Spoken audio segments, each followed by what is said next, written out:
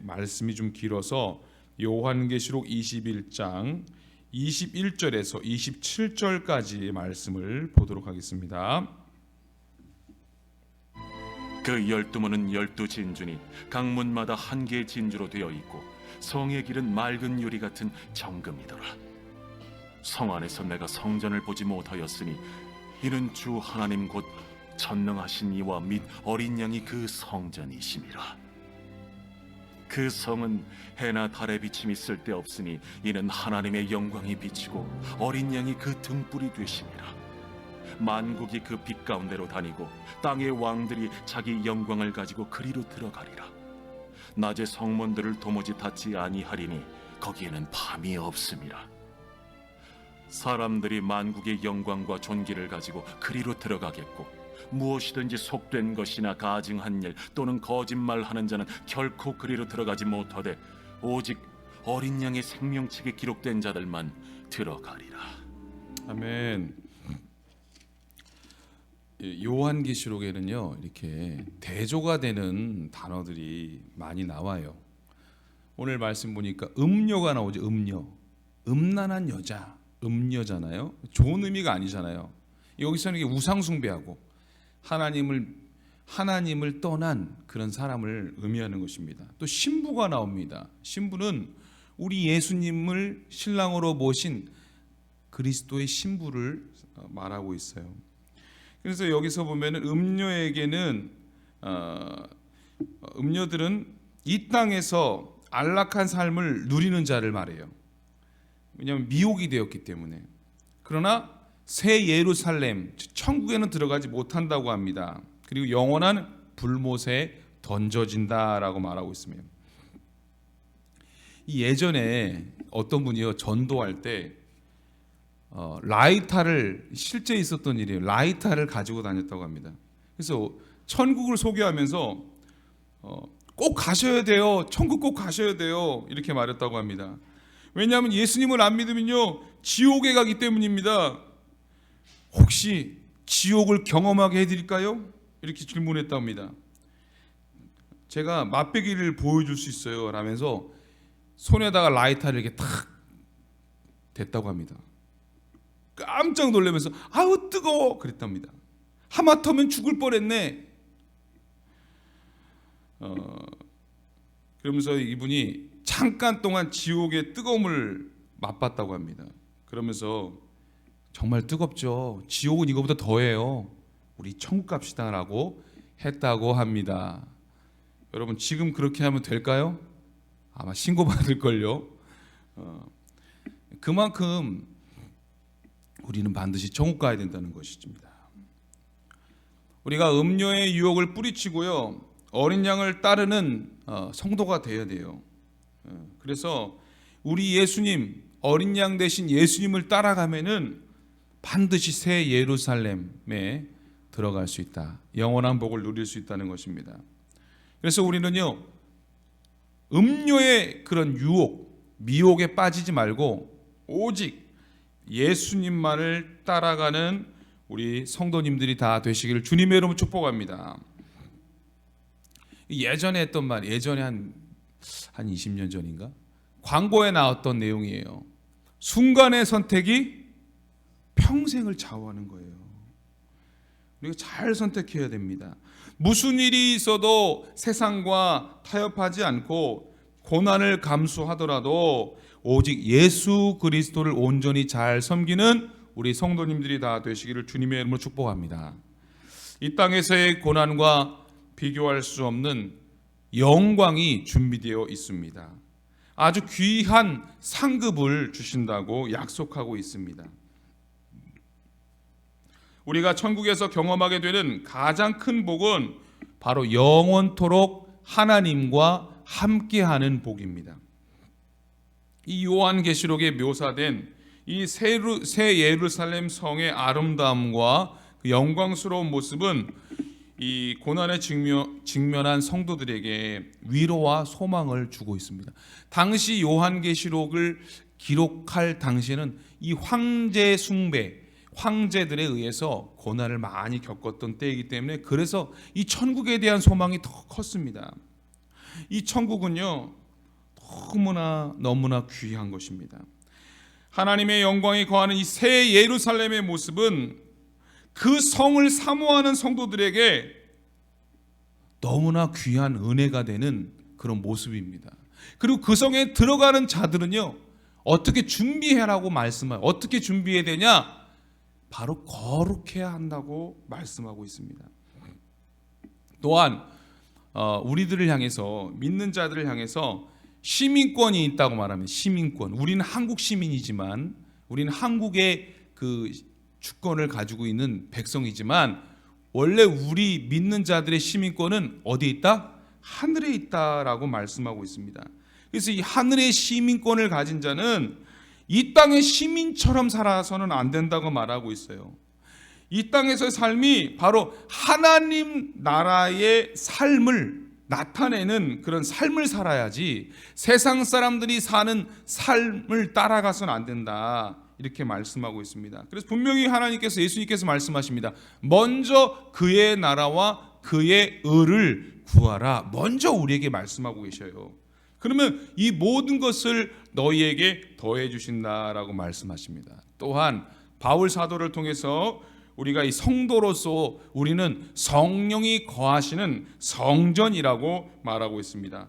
그러면 우리 성도들은 이 땅에서 날마다 하나님의 임재를 경험하며 살아야 한다는 것입니다. 더러운 일, 속된 일을 행하는 자는 분명히 이 새 예루살렘 천국에 들어갈 수 없다라고 말씀하고 있습니다. 마찬가지로 이 땅에서 성전으로 사는 성도의 삶은 어떻게 될까요?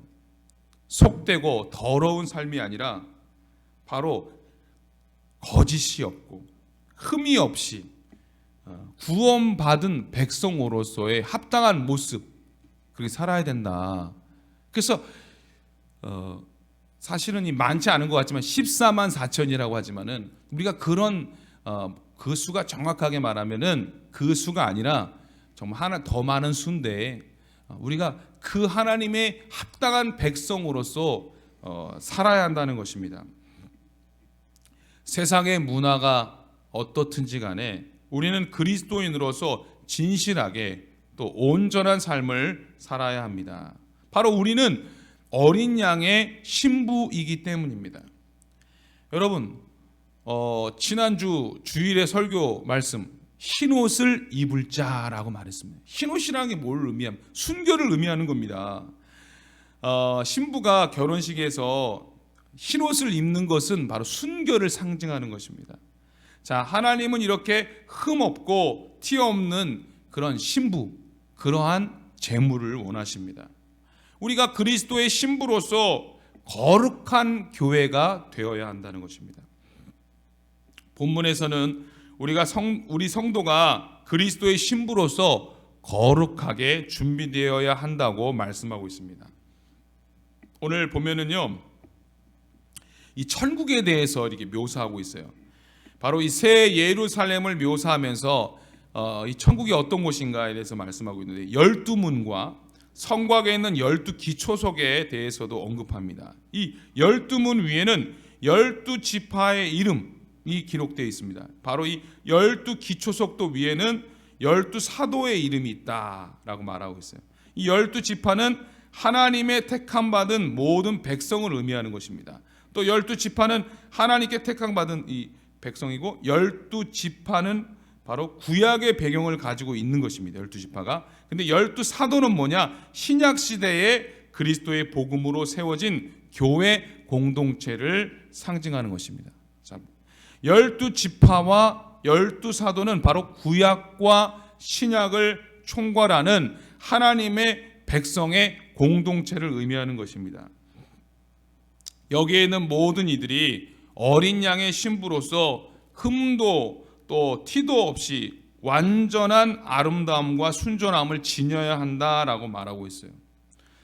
자, 그래서 요한은 새 예루살렘 성전 안에서 이렇게 어떤 일이 벌어지는지에 대해 말하는데, 여기 보면 성전을 보지 못했다고 말합니다. 천국에 가면요, 성전을 보지 못했다고 말합니다. 왜일까요?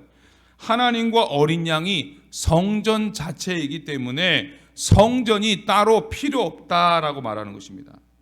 그리고 성전은 하나님의 백성 중에 함께 거하심을 상징하는 것인데, 이제 하나님을 실제로 보니까 그런 상징물이 필요가 없다는 거예요. 천국에서는. 또한 성에는 해와 달의 비침도 필요가 없다. 해달이 필요 없는 거예요. 왜 그럴까? 하나님의 영광이 비치니까 어린 양의 등불이 있으니까 해달이 필요 없는 거예요. 또 여기서 보면은 말씀해 보면요, 그 예수님이 어떻게 나오냐면 이렇게 23절, 24절에 보면 예수님이 이렇게 빛으로 비치신다. 자신이 세상의 빛이라고 말씀하신 것처럼 이는 하나님의 영광의 빛이 나타나는 것입니다. 그래서 또한 그곳에는 밤이 없다. 밤이 없어서 성문들을 닫지 않는다, 이렇게 말하고 있습니다. 바로 빛이신 하나님의 영광에 영원히 함께하는 그것을 의미하는 것입니다. 그래서 요한은 만국과 땅의 왕들이 그런 만국의 영광을 가지고 새 예루살렘으로 들어올 것이다 라고 이렇게 말씀하고 있습니다. 바로 세상의 모든 영광과 권세가 모두 하나님께 바쳐지게 된다는 거예요. 그러니까 하나님 나라가 완전히 이루어지는 그런 이사야서에도 나오는 그런 약속의 말씀들이 이루어지게 된다는 것입니다. 자, 오늘 말씀에 이 요한은 새 예루살렘에 들어가는 조건이 오직 어린 양의 생명책에 기록된 자들이다, 이렇게 말하고 있어요. 그러면서 뭐라고 말씀하냐면 27절입니다. 무엇이든지 속되거나 가증한 일, 거짓말하는 자는 결코 들어갈 수 없다라고 말씀하고 있습니다. 그리스도 안에서 구속받은 거룩한 성도들만이 그 영광스러운 성에 들어갈 수 있다라고 말했습니다. 이 새 예루살렘은 세상과 비교할 수 없는, 우리가 상상할 수도 없는 거룩하고 영광스러운 곳입니다. 그 성에 들어가기 위해 성도는 어떠한 사탄의 유혹과 핍박 속에서도 믿음을 지켜야 한다라고 말씀하고 있습니다. 성령 안에서 하나님의 말씀과 기도로 자신을 거룩하게 하시기를 주님의 이름으로 축복합니다. 거룩한 성에는 하나님의 영광이 있고 그 빛이 귀한 보석과 같고 또한 벽옥과 수정같이 맑다라고 말씀하고 있어요. 그리고 이 예루살렘 성이요, 크고 높은 성곽에 그런 성곽이 있다. 높은 성곽이 있다, 이렇게 말하는데 이것은 뭘까요? 여러분, 성곽이 왜 높아요? 외부의 적으로부터 자기를 지키기 위함이라고 생각할 수 있는데 아니에요. 그 뜻이 아니라 이것은 바로 이 성곽은 뭐냐? 신실하신 하나님의 보호가 있다는 거예요. 하나님이 우리를 보호해 주신다는 것입니다. 하나님이 우리를 이처럼 지켜주시는 거예요. 날마다 우리를 보호해 주심을 믿으시기 바랍니다. 아까도 말씀드렸는데 좀 자세히 말씀드리면 동서남북에 12문이 있어요. 12문. 여기에 또 12천사가 있는데 그 12천사가 그 또 12지파의 이름이 적혀 있다고 말하고 있어요. 이 12주춧돌에는 12사도의 이름이 적혀 있다고 합니다. 이것은 마지막 날에 하나님의 심판과 구원의 계획이 성취되고 이 구약과 신약을 대표하는 이름들은 이 거룩한 성의 문과 주춧돌에 새겨진다 말하고 있습니다. 우리가 항상 부르는 찬양, 나팔 불 때 나의 이름, 나팔 불 때 나의 이름, 나팔 불 때 나의 이름, 부를 때에 잔치 참여하겠네. 할렐루야. 우리 이름이 정말로 천국에 들어갈 수 있는 그런 이름이 되시길 주님의 이름으로 축복합니다. 우리가 주기도문을 통해서 막 늘 기도합니다. 뜻이 하늘에서 이루어진 것 같이 땅에서도 이루어지게 해달라고 우리는 기도하고 있습니다. 이처럼 이 기도처럼 그 마지막 때는 하나님의 뜻이 온전히 이루어지는 것입니다.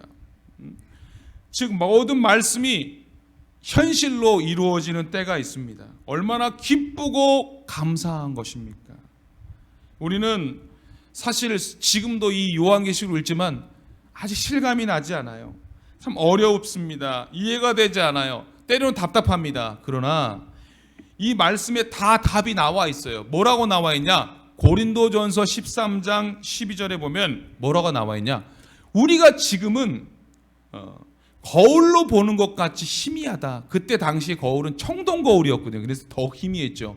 희미하나 그때에는 얼굴과 얼굴을 직접 얼굴과 얼굴을 보는 것처럼 그때는 확실하게 보게 된다. 지금 우리가 부분적으로 알지만 그때에는 주께서 나를 아신 것 같이 내가 온전히 알리라고 하십니다. 제가 여러분 아무리 지금 천국에 대해서 뭐가 어떻고 해도 여러분 다 그림자 같고 희미할 거예요. 그러나 정말로 그때가 되면 다 알게 된다는 것입니다. 그래서 우리가 그날을 더 사모해야 하는 것입니다. 그날에는 그 성과 그 길과 그 거리에서 우리 예수님과 함께 웃고 함께 살게 될 날이 된다는 것입니다.